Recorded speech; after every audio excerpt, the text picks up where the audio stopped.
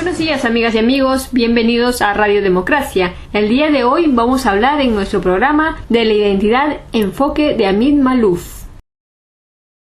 Amin Maalouf nació en Beirut, Líbano, en 1949. Es conocido como un escritor libanés en lengua francesa. Reside en París. En la primera etapa de su vida estuvo en Egipto, estudió en el colegio francés. Los estudios universitarios de Sociología y Economía lo realizó en Francia. Ahí conoce a su esposa, con quien decide casarse en 1971. Luego, poco después, empezó a trabajar como periodista para un diario libanés. Estando ahí, lo mandaron a cubrir zonas problemáticas por la guerra, así como Vietnam y Etiopía. Cuando estalla la guerra del Líbano en 1975, Maalouf decide dejar su patria y refugiarse en París. Hasta el momento es donde vive y escribe. La narración de sus libros tiene una mezcla de historia y ficción y suele presentar dos culturas diversas, lo del Medio Oriente y la occidental. En esta obra, el escritor Amin Maalouf hace un gran esfuerzo por demostrar lo perjudicial que llega a ser el hecho de que las personas se aferren a una sola pertenencia identitaria. A continuación, mencionaremos brevemente los temas más relevantes que este escritor libanés desarrolla a lo largo de su obra. Este autor sostiene que los seres humanos de por sí son diferentes unos de otros. Esto en virtud de que la identidad logra que esto sea así gracias a la multiplicidad de pertenencias que cada ser humano posee, y ello a su vez hace que éste sea singular y potencialmente insustituible. La identidad es dinámica, es decir, va variando constantemente. Empero, el problema radica, según Maalouf, en que las personas no lo perciben así, pues muchas veces se observa que éstas se terminan afianzando de una pertenencia que puede ser vulnerable o amenazada. Ello se debe a factores como la globalización, nacionalismo, guerras, conflictos, marginación, etc., que propician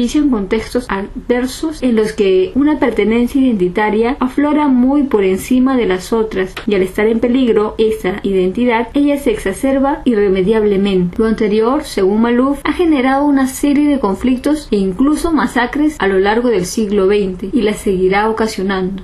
Otro punto que destaca este autor es que la concepción tribal de la identidad, es decir, la dualidad nosotros-ellos, es altamente contraproducente, pues tiende a generar conflictos e intolerancia. Para evitar estas identidades monotemáticas que terminan siendo asesinas, Maalouf propone realizar un examen de identidad, el cual consiste en hacer una suerte de recuento de todas las pertenencias que se tienen, sin valorar unas más que otras y asumirlas. De esta manera se evita que la pertenencia que se encuentre más atacada se exacerbe y genere conflictos y matanzas. Solo así se estará consciente de que se posee una identidad compuesta, que hace que cada individuo sea único e irreemplazable. Con ello se erradican las identidades asesinas y sus efectos nocivos. Asimismo, les asigna un rol a las personas fronterizas atravesadas por líneas de fracturas étnicas, religiosas, etc., el cual consiste en que estos sean el nexo entre las diversas comunidades y culturas.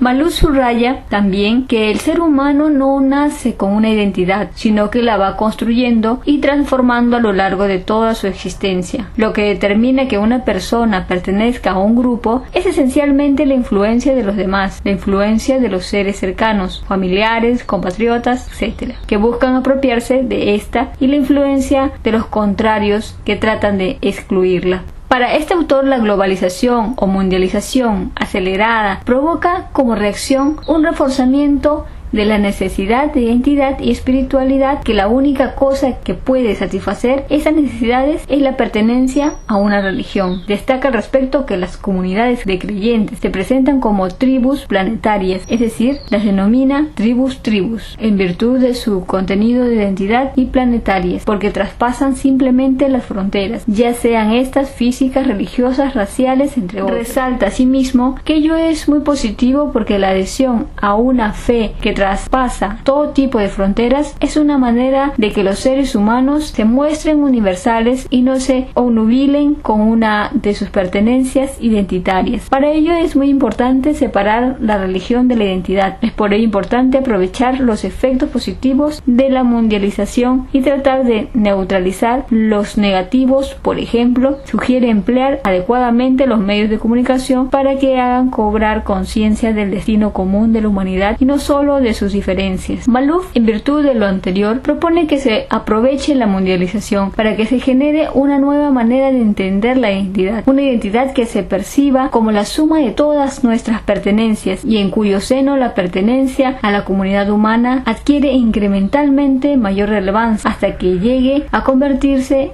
en la principal pertenencia, claro que sin ir en detrimento de los demás. Malouf asigna un papel importante a la lengua que refuerza al de la religión, en el sentido de que se valore más la pertenencia de las personas a la comunidad humana, pues argumenta que mientras solo se pueda pertenecer a una religión, se puede hablar más de una lengua, sin que exista ningún problema. Por ello propone que se debe hablar 3 lenguas. La primera, la que forma parte de la identidad, es decir, la lengua materna. La segunda, la lengua del corazón, es decir, con la que se tenga más empatía. Y la tercera, el inglés, por el motivo de que la mayoría del conocimiento se encuentra en esa lengua. Y el hecho de desconocerla propiciaría una desconexión con el mundo que podría exacerbar una pertenencia identitaria. Por último, Malouf postula una metáfora entre la identidad y una pantera, que ayuda considerablemente a entender el concepto de identidad asesina y su solución. Asevera que la identidad se parece a una pantera porque si se la persigue, mata. Si se le da rienda suelta, mata. Pero lo peor es dejarla escapar a la naturaleza después de haberla herido. Pero también hace un símil con la pantera porque a pesar de su agresividad, esta se puede domesticar.